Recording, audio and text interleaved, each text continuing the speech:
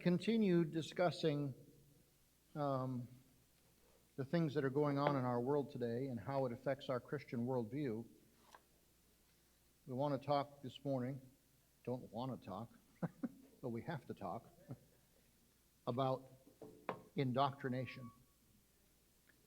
and the problem that indoctrination brings to our shores with respect to the educational establishment that we find ourselves in.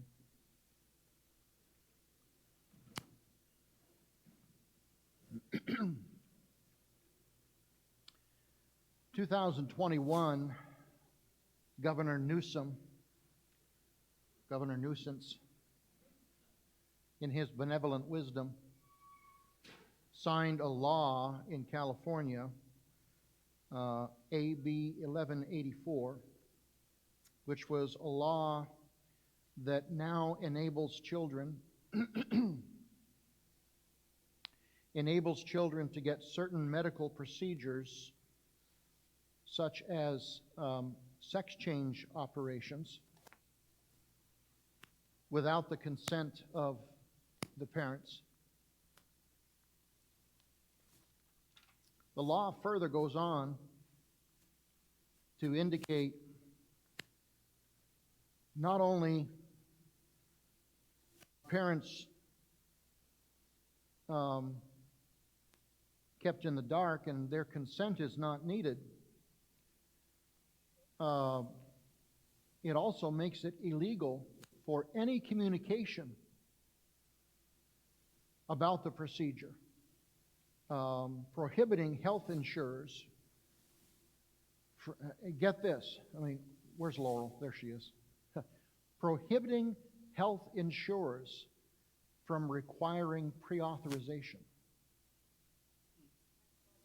You got to be pre-authorized to get a hangnail fixed, but God forbid you should have to be pre-authorized to get a change.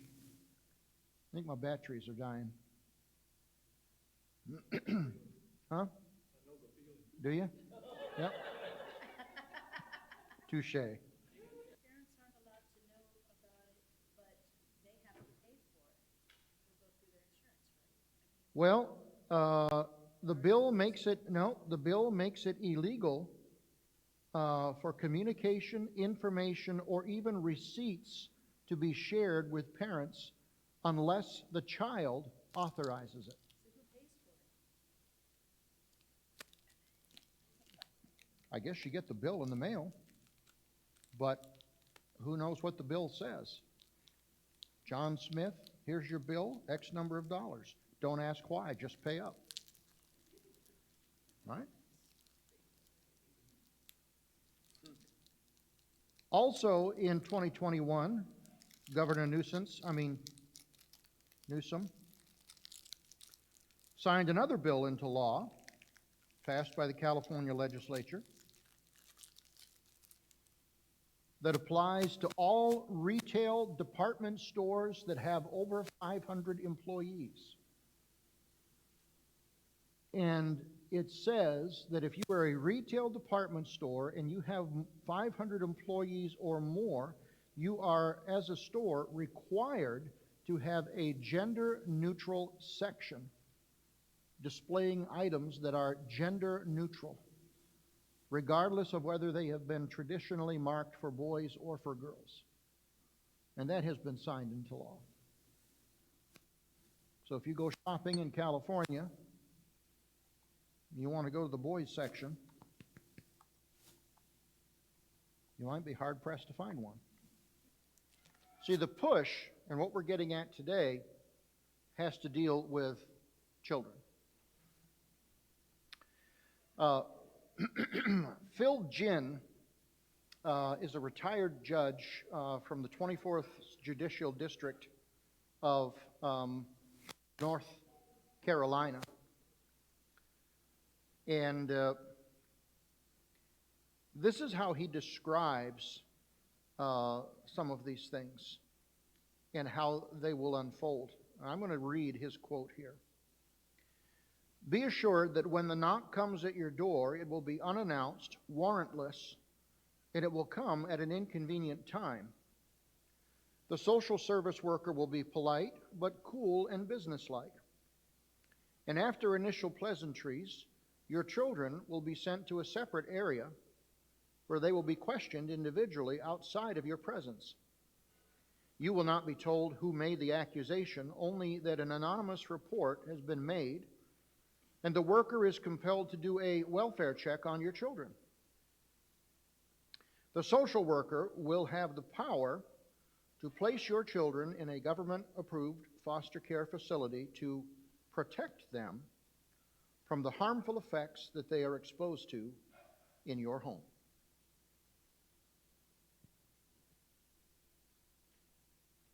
This is what's coming.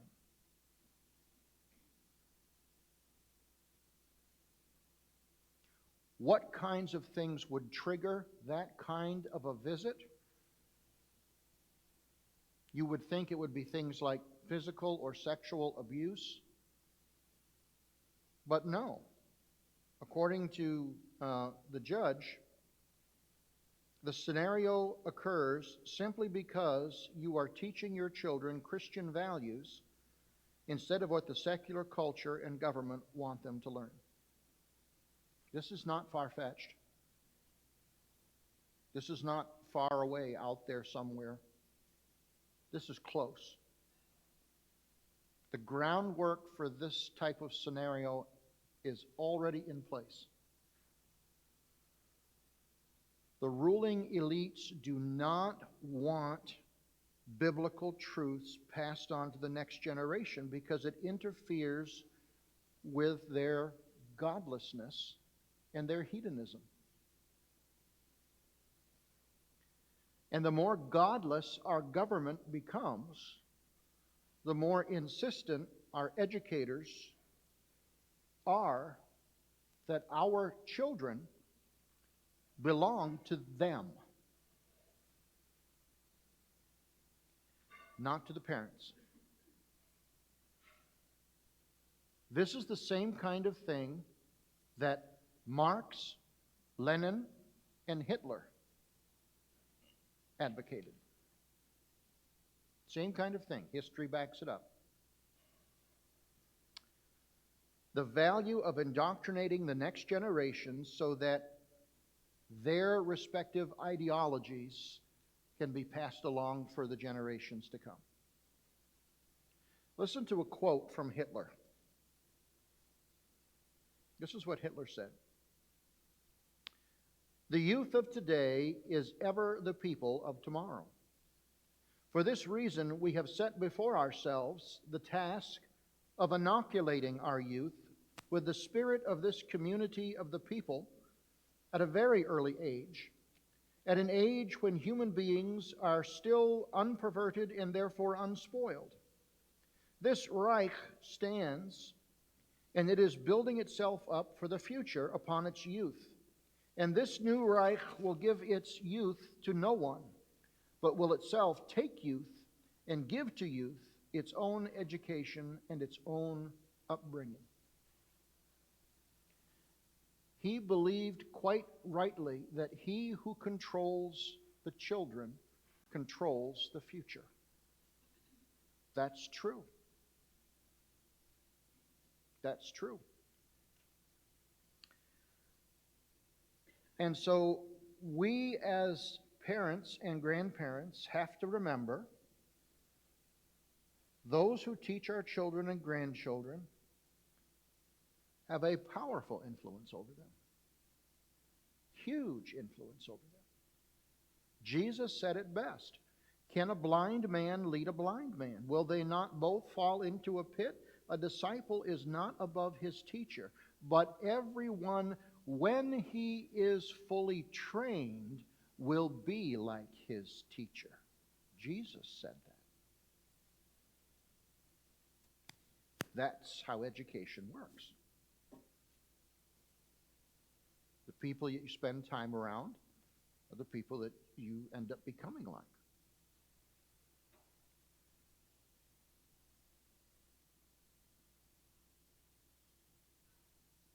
What about this collapse of morality and decency in our public schools? Most of us, if not all of us, remember when we were taught what it meant to be good citizens. We were taught about our founding documents as they were, and our founding institutions. And now our kids are being encouraged to become advocates for the woke agenda. And the woke agenda can be summarized as follows. America is evil.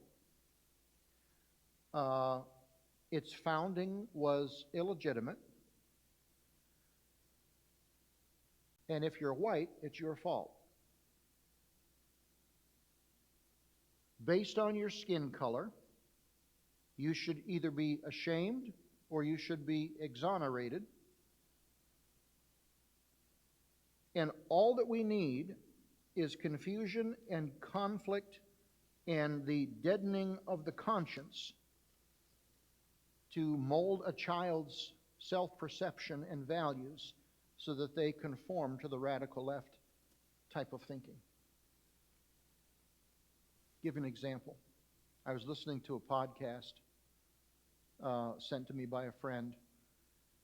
I can't even remember what the subject was right now. But the questioner asked the so-called expert a question with respect. Oh, I know what it was. This had to do with the recent legislation this past week up in Minnesota. Did you hear anything about that up in Minnesota, where they've the Minneapolis City Council passed some laws as far as dealing with double checking and making sure that cops are not being bad guys and they're not going to murder George Floyd again and all that type of thing. And a lot of it had to do with the pushback from defunding the police. And so you will remember, perhaps, that shortly after the George Floyd incident, that the Minneapolis Police Department was slashed drastically as far as its funding was concerned. And so, all of that to say, the person who was running the interview asked the question, so what am I supposed to do if there's a crime being committed and I need to call the police? This is how the person who was the quote-unquote expert responded. And I quote, "Unfortunately, that is a question that seems to come from a place of privilege."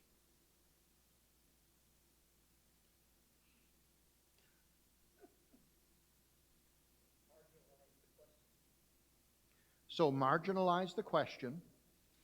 You're asking the question only because you're a white person, and therefore you think you deserve police protection more than anybody else.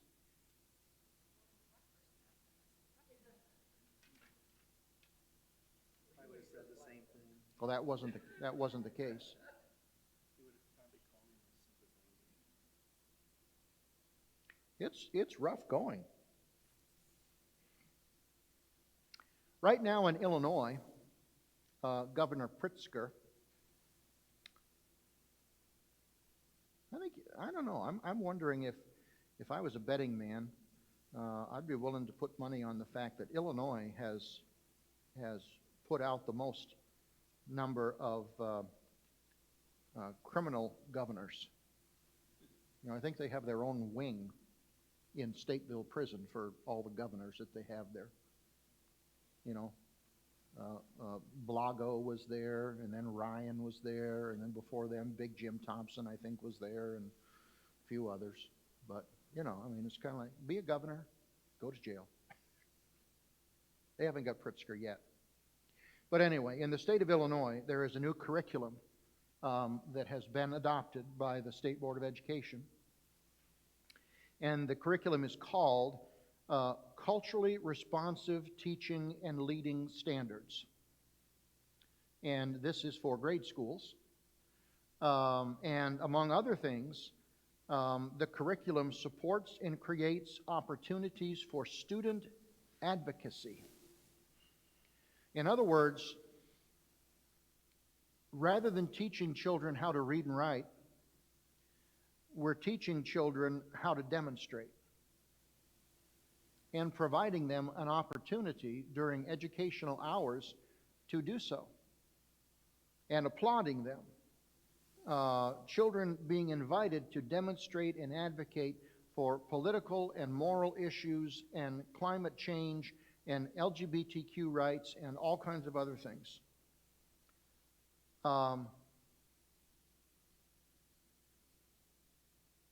So that's that. Now, part of this curriculum has an emphasis on sexually indoctrinating children. Now again, keep in mind, I'm talking about grade school children. There is a book that is used as part of this curriculum, and the book is titled, It's Perfectly Normal, Changing Bodies, Growing Up, Sex and Sexual Health. It's by Robbie Harris and Michael Emberley. And the book is for children ages 10 and up. And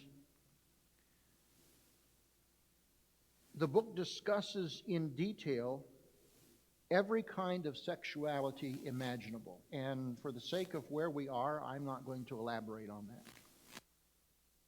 You can just imagine. Nothing is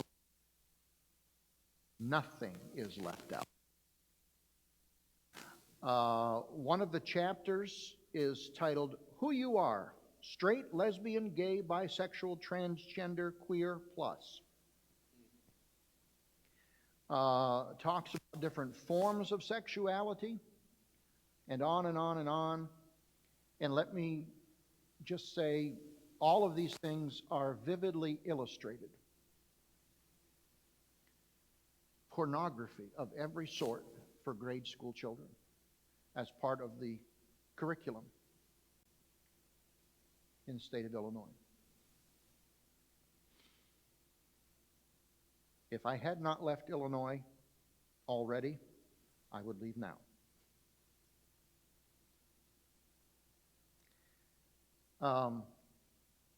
Schools are becoming parental replacement centers where children can be properly trained and indoctrinated. The goal is to ultimately replace parents with experts who facilitate the indoctrination of American youth, which is an accelerating transformation.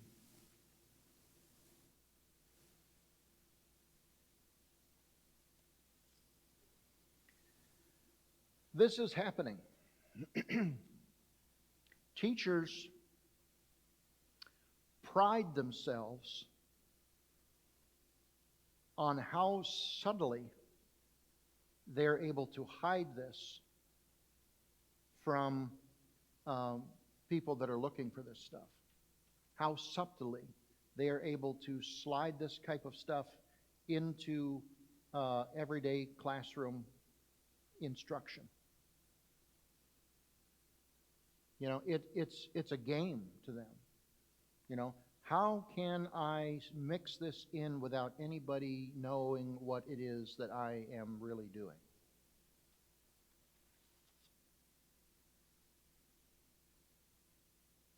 Things like everybody has the right to choose their own gender by listening to their own heart. Everybody gets to choose whether they're a boy or a girl or both or neither or something else, and nobody else gets to choose for you.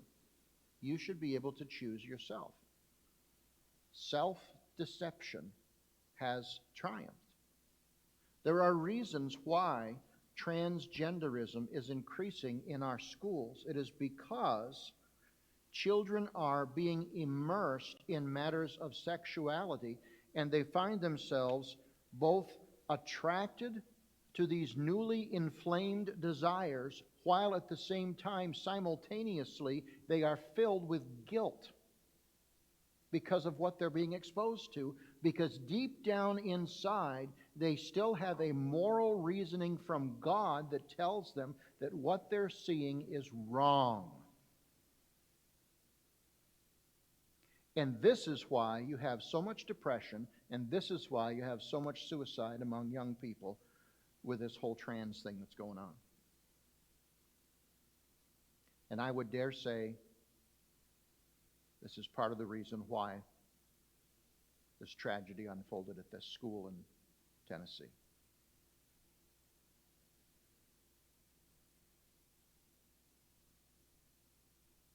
Your conscience is awakened, and with that comes guilt and self-loathing. And it doesn't matter how many times they're told by the elite that this is normal, this is normal, this is normal. They know that it's not. And so there is this internal wrestling that is going on.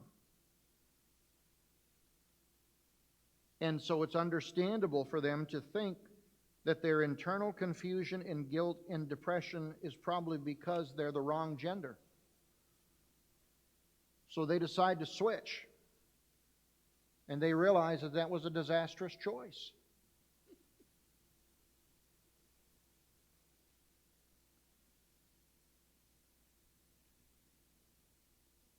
Planned Parenthood is benefiting from this like you would not believe.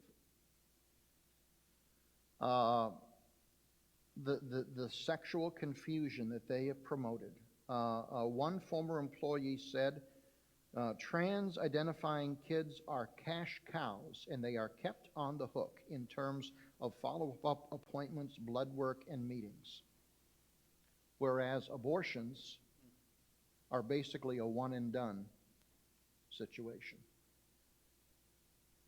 That's a direct quote.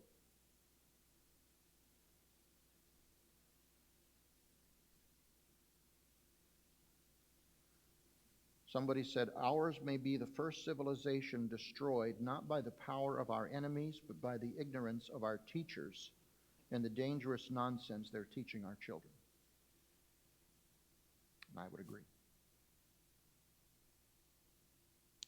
Thoughts? Comments? A lot of young children on psych meds and depression meds Mhm. and everything because of all of this.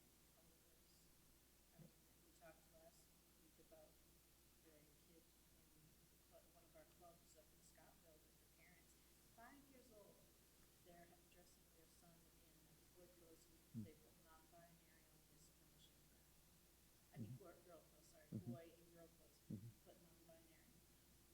5-year-olds don't even understand fully what a boy and girl is, let alone to be able to choose. Mhm. And, I mean, there's a reason why in the past our laws have put 18 and older for, major decisions. Mhm. You're not even allowed to sign a contract Right. under 18 because your brain is not Mhm. fully developed enough at that point to really understand what you're doing. Mhm. So these children are going to be so confused, they're not going to even have any understanding of what to do Mhm. because the way they're coming out. It's very sad. And wasn't it a transgender girl, boy, Girl. girl that Yep. did all the shooting? Mhm. Yep. Step from what Yeah, been being forced on her. you bet. Cindy?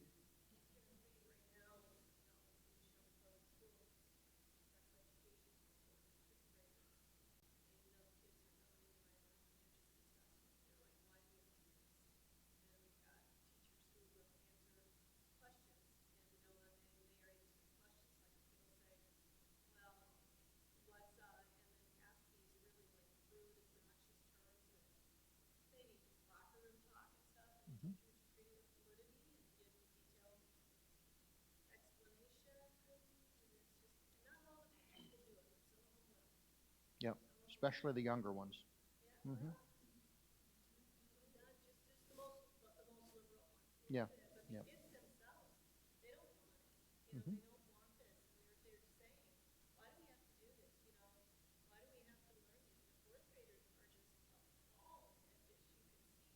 It used to be embarrassing enough to have to go and sit in a sex ed class, you know, when, when I had to take it in seventh grade, you know. You didn't take it? No, I took it. I Oh. had my parents. Oh, well, My parents yeah, taught it to me. I didn't When I have got it. into sixth grade, it was like, oh, I already know all I this went to stuff. a Christian school. We didn't yeah, have sex ed. yeah. And, you know, and now it just gets younger and younger and younger, and now they've added all this other junk, and yeah, yeah. It is, it's sad. We, as a church, should be looking up our redemption goal. Absolutely. I think a lot of the so-called church in America is asleep. Yes, They have no idea what's coming and it's here. and they don't want to know. Don't want to know because they sort of feel comfortable in the position they may be Yep. in. And we do well to keep in mind that we are in a battle. We are in a battle. You know, and the battle does not, the battle from a spiritual standpoint does not give us the option of sticking our heads in the sand and waiting until things go away or get better. It's not going to go away, and it's not going to get better. It's going to get worse. I pity young people who are entering into ministry, because they're going to deal with things that I can't even begin to comprehend with. But yet somebody has to do it. We need more people in the children's ministry. Yeah. We need more younger. It is a fight for the souls of children. It truly is. Globally, And we need, but definitely here at home. we need younger people, younger adults, that Mm-hmm. are close our age too. We're getting up, we're grandparents now. Mm-hmm. We need the younger people coming up and reaching these young children. Mm-hmm. We're the youngest married couple in CF in Michigan. And we're in our 50s. Mm-hmm. And, you know, and then people in Virginia's age group, they're dropping like flies. Mm-hmm. At one time, we had, about 5 years ago, we had 7 young ladies all in Virginia's age group, 27, 28, 12 now, Mhm. but then they were younger, and one by one, they just all dropped out. Now we're down to 2. You see, too, when I was a kid, we're by a town that Sunday school kids. Yes. They, even the church, don't allow their kids to stay for Sunday school. Plug for Sunday school. Look around and see who's missing. Invite them, compel them to stay. We have teachers that have prepared lessons for all ages. And I had a teachers meeting 2 or 3 weeks ago, and the biggest complaint is, I got nobody to teach. Week after week, I got nobody to teach because parents won't stay. What do you do with that? You know, we're providing it for you. You know, but you have to see the importance of it. You know, why does the church suffer from such incredibly high rates of biblical illiteracy today? I think it's due to a large part in the fact that we don't push Sunday school. We don't participate in Sunday school and Christian education. You know, that's where you learn the stories. That's where you learn the books of the Bible. That's where you learn, I mean, all that kind of, you know, and if you're not here, you're not getting it. Our teens come into training. They don't know diddly squat. They know the stories. No.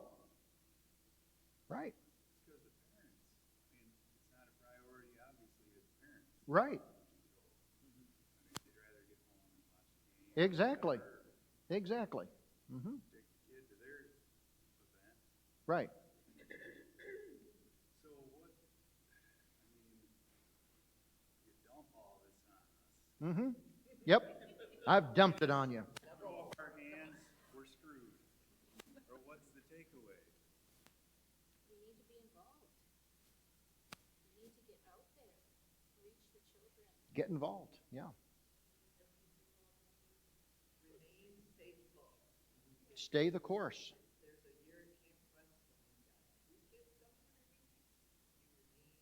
You remain faithful, even if it's just 3. Mhm. We've had entire school years of just one child coming to the youth club. And you know what? Because of that one child coming to the youth club, now her mother goes to church and is learning. And now there are more kids coming to that Monday youth club.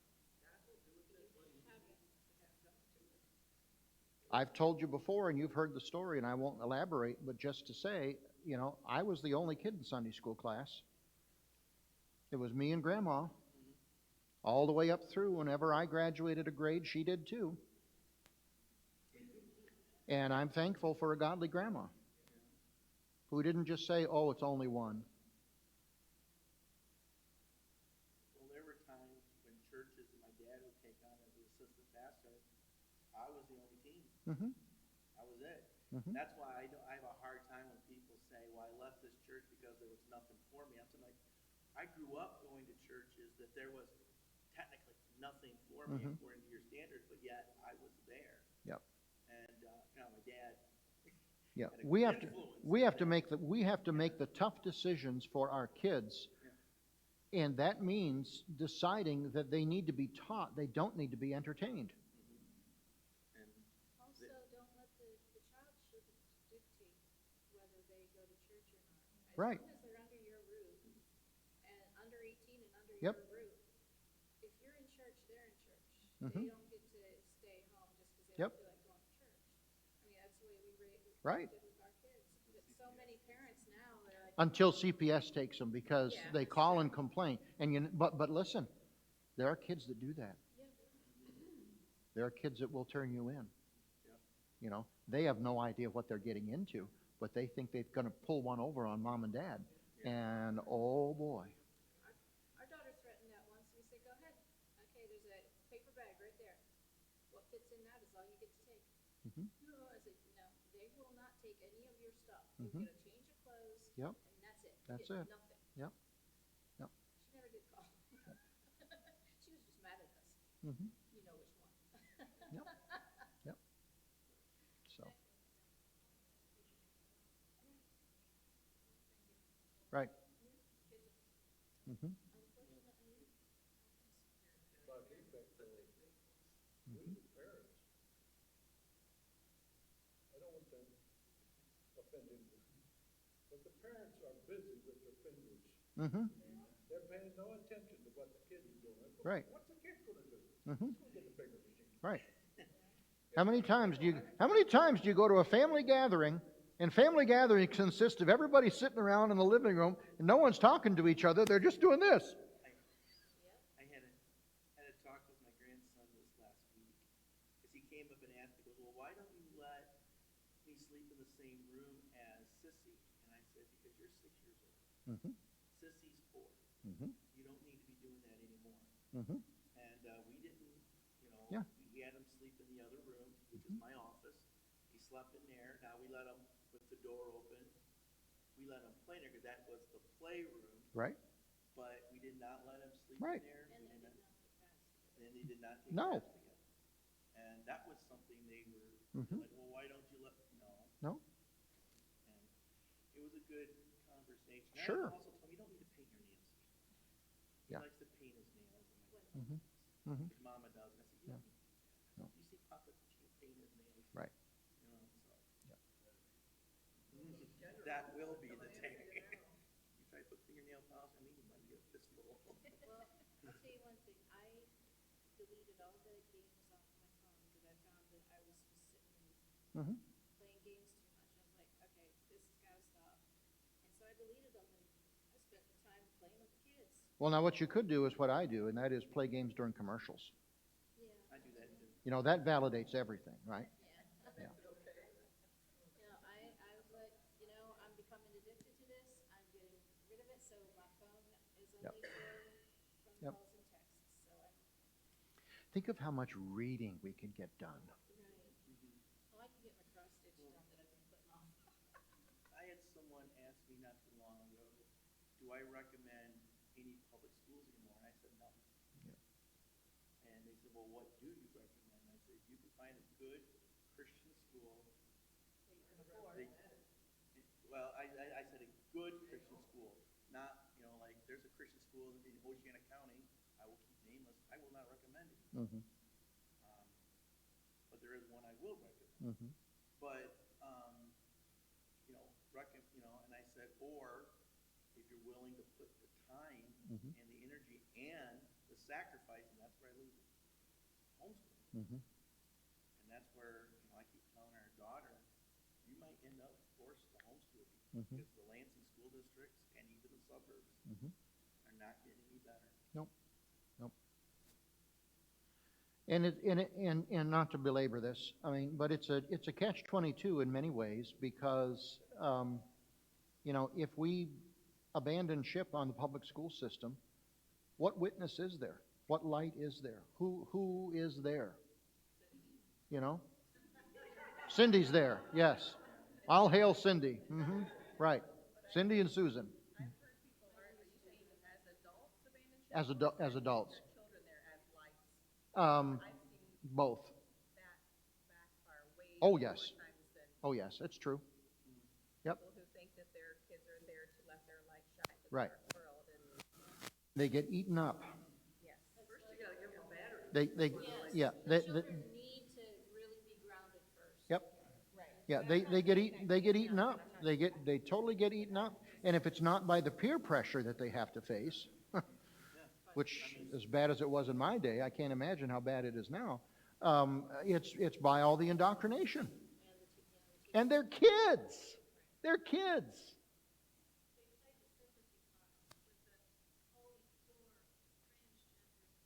Mm-hmm.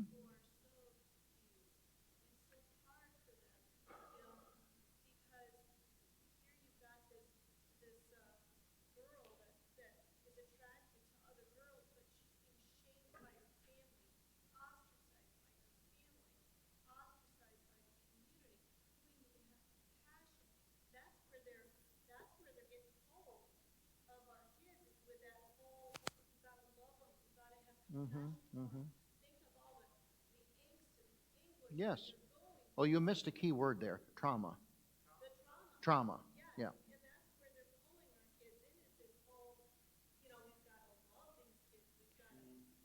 And all of that is true to a certain extent. It is because, yes. Yep. Yep. Yeah. In every pound of falsehood, there's an ounce of truth. So that's what makes it enticing. Yes. And it is true that we do have kids in our schools that are dealing with traumatic things that they're having to see at home. There are a number of kids who don't look forward to school breaks or summer break because they have to be stuck at home where it's in many places not safe. And that's a tragedy. It is. In that, yeah. But part of loving is being honest and being truthful about what's real and truthful. In closing, I'm just going to recommend this. If you've never read it before, you don't have it in your home library, two books that you really ought to have are by Dr. Dobson, Bringing Up Boys and Bringing Up Girls. That and the classic Dare to Discipline. That's the big triumvirate you really ought to have in your home library, and it solves an awful lot of questions. When he's a little kid, and he wants to dress up in little pink dresses, let him dress up in little pink dresses. You tell him you're a boy, and boys don't do that. Now that does not sit well in today's society at all. Okay, so Jerry, no little pink dresses. Okay, it's just how it is. All right? So, yeah. All right, we will pick it up there next time.